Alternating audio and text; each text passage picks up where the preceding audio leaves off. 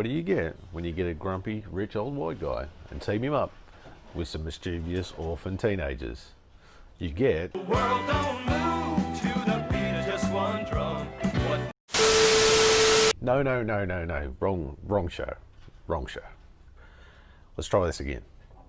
What do you get when you get a rich, grumpy old white guy who fights crime in a bat costume and team him up with some mischievous orphan teenagers who happen to be experts in ninjutsu and also happen to be sewer-dwelling turtles?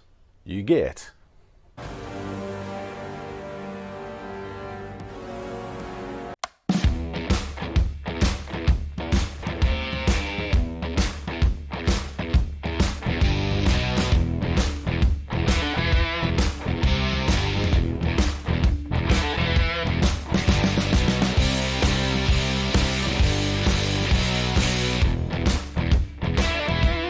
Hi, I'm Troy Bailey, and welcome to the Comic Book Movie Collector's Guide, your insight into collecting all things superhero cinema, from movies to TV shows to cartoons, on all forms of physical media, from 4K, Blu-ray, and even DVD. Now today we're looking at the Batman vs Teenage Mutant Ninja Turtles animated crossover superhero film, released on the 4th of June 2019, and directed by Jake Castorena. It was written by Marly Halpern-Graser and produced by Warner Brothers Animation, DC Entertainment, and Nickelodeon. This film is the first collaboration between Warner Brothers and Nickelodeon, and it was devised for the direct-to-video market. Not the time, Donnie. It's always the time for accuracy, Leo. The story focuses on Batman, Robin, and Batgirl teaming up with the Teenage Mutant Ninja Turtles to stop the team-up of Shredder and Ghul from infecting all of Gotham City with a new type of mutagen that will send the city into chaos. I've got a brand new medication regimen for you. The film is a loose adaptation of the 6-issue crossover comic book miniseries by DC and IDW Comics. Although based on the comic book, the plot of the movie is different, and most notably that the Teenage Mutant Ninja Turtles are existing in the same universe as Batman and not transported to an alternate universe like happened in the comics.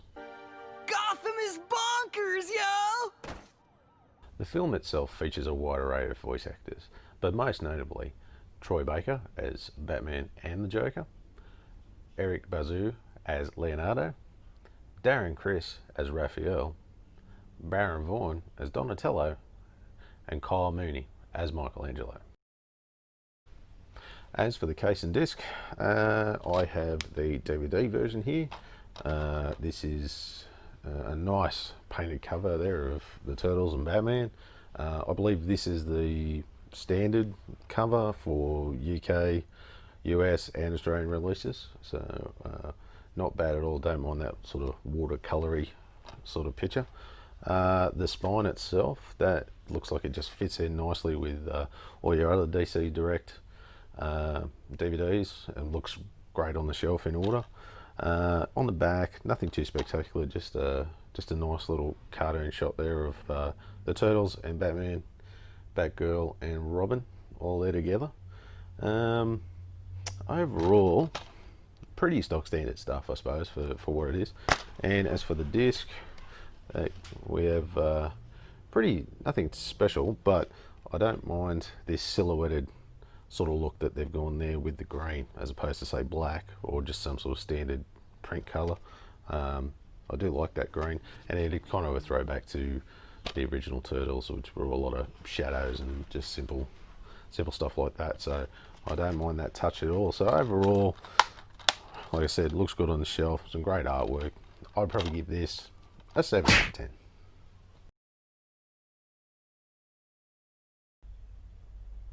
The plot and the story. The story is great and is just an enjoyable watch. The pairing of Shredder and Ra's al Ghul, I think, is great. Great juxtaposition. They're just a perfect match, and they're kind of like each other's equivalent in each other's universe, where Shredder is the head of the Foot Clan, just countless ninjas at his call, and Ra's al Ghul, head of the Assassin's Guild, with countless ninjas again at his call. So two massive armies of just unnamed ninjas everywhere, which makes for some great action, great martial arts action in this film. For Batman, Robin, Batgirl, and all the Ninja Turtles to just fight off these immense odds in the movie and just provide heaps of action.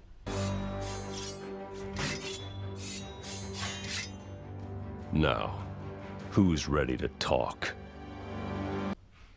Now, Ghul and Shredder have joined forces, both of them with different goals.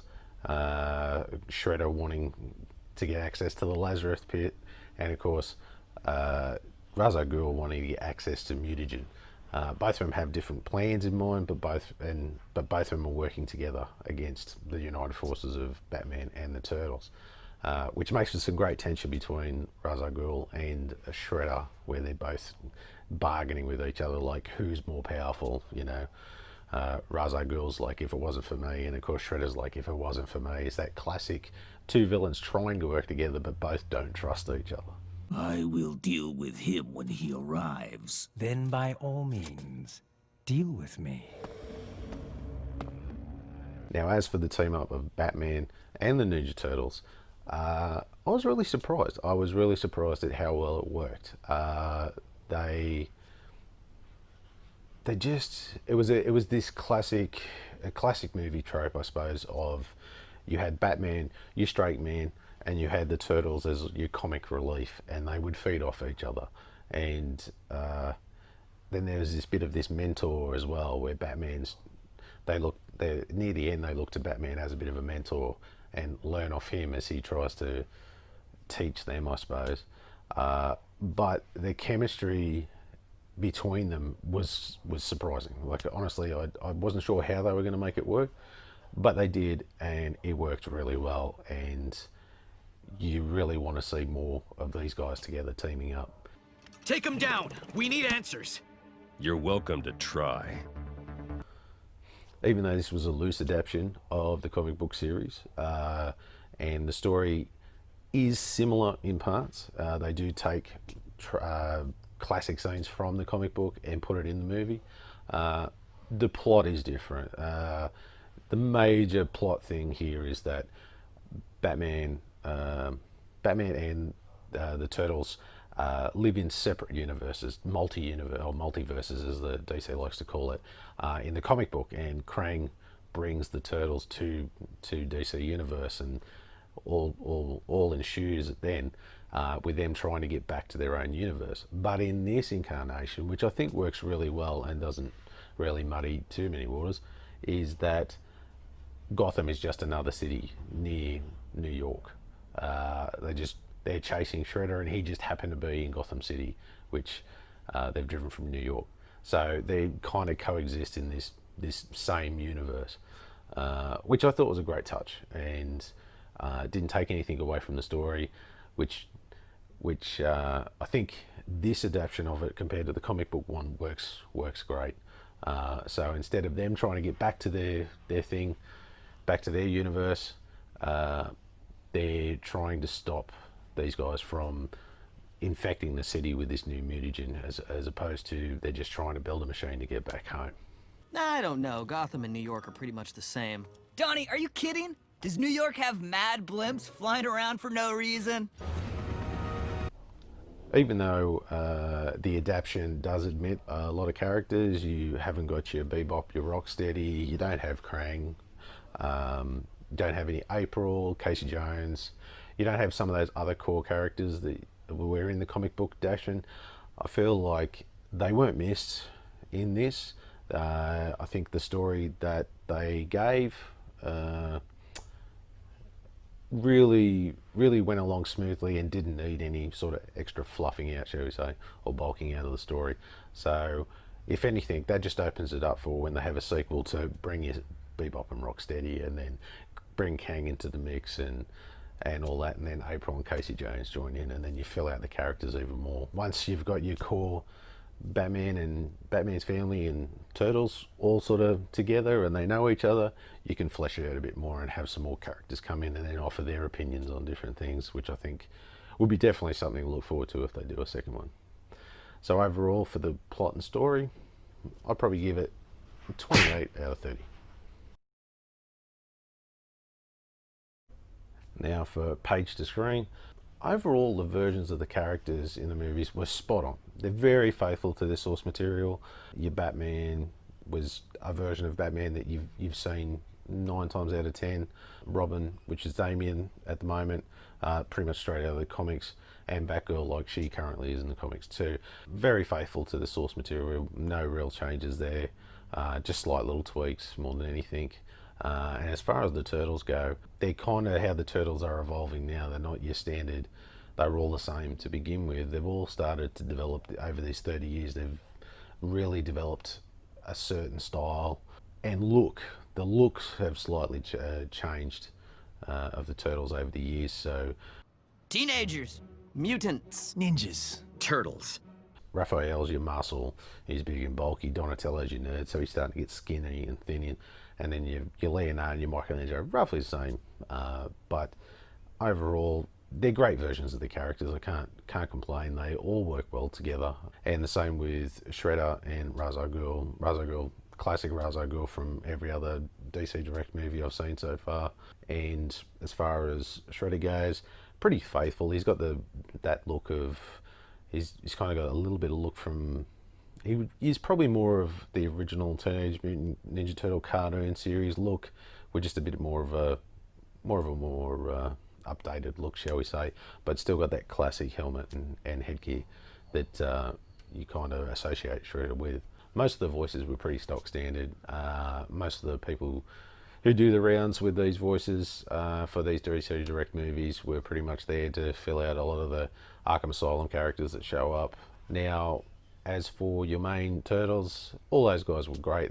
They put their little spin on it, like everyone does. Everyone's always trying to put their own little signature on it, and I think all of the guys who did the Turtles in this, great job. Shredder was fine. He's probably just a little more intimidating, but even still, he come off like he was someone to be a force to be reckoned with. And of course, Raz, he was spot on as usual.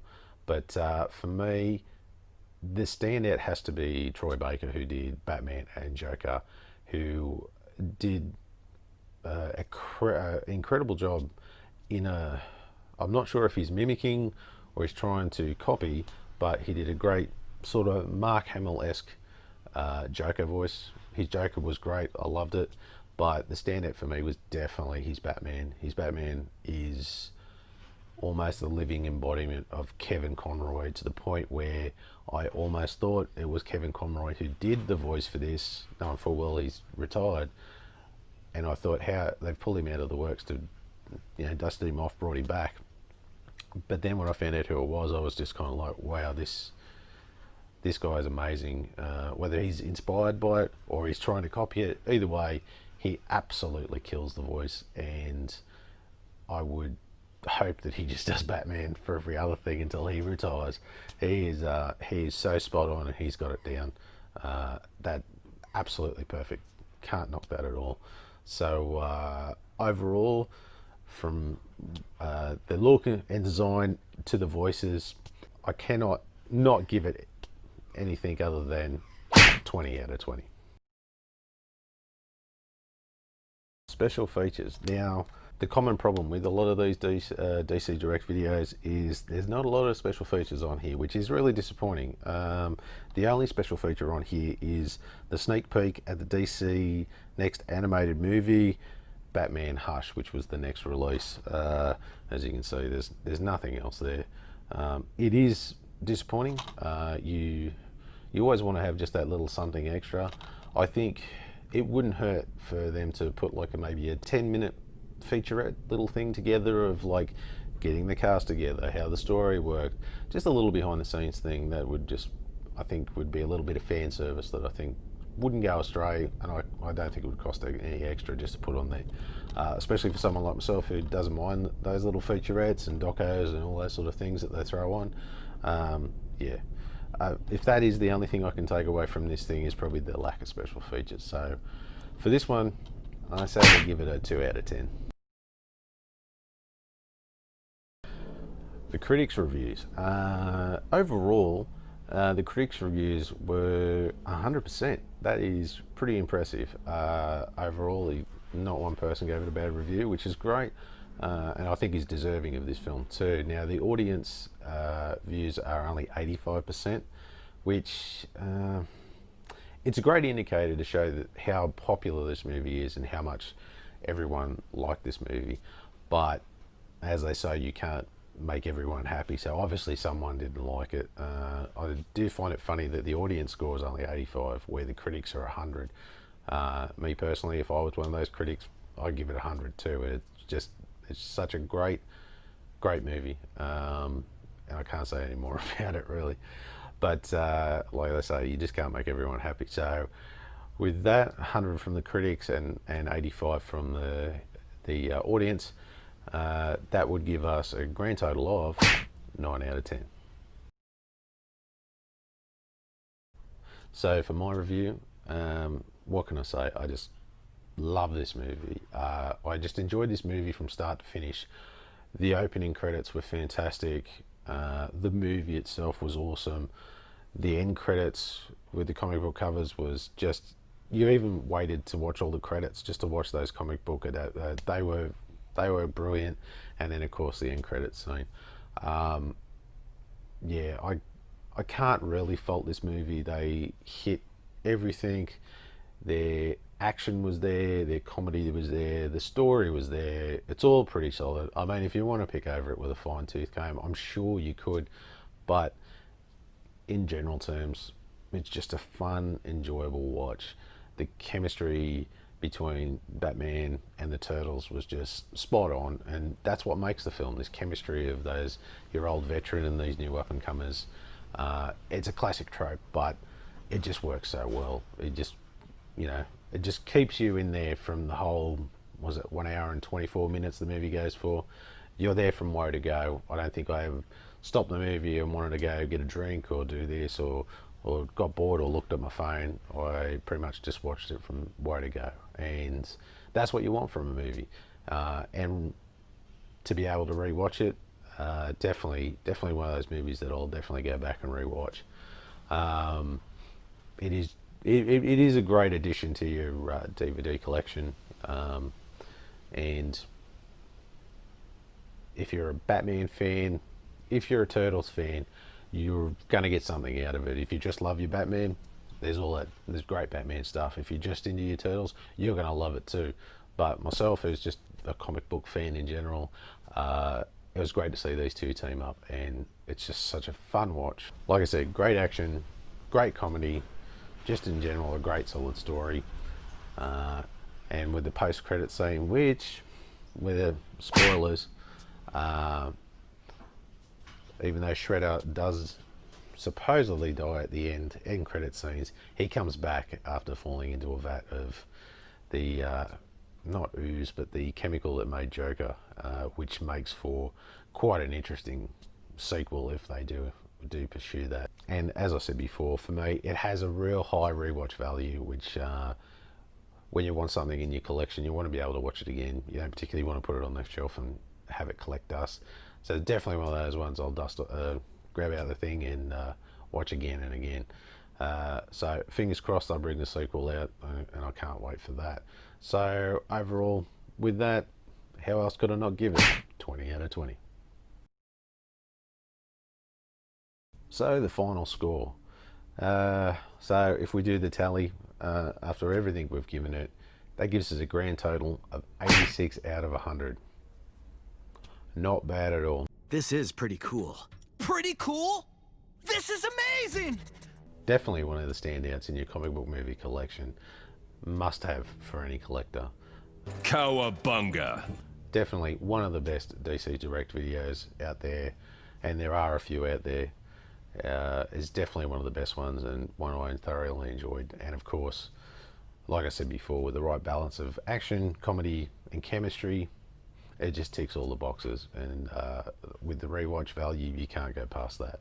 So definitely go out and pick yourself up a copy of Batman versus the Teenage Mutant Ninja Turtles. It's pizza time. Okay, thanks for watching our first episode. That's awesome. Thank you so much. I hope you enjoyed it, and if you did, don't forget to hit the like and subscribe button, and don't forget that little notification bell. Just make sure you can catch every episode that we've got coming up. You can contact me at thecomicbookmoviecollector@gmail.com, and you can also follow me on the socials at the Comic Book Movie Collector on Instagram, Facebook, and Twitter. All the links will be below, and thanks a lot, and I'll see you next time.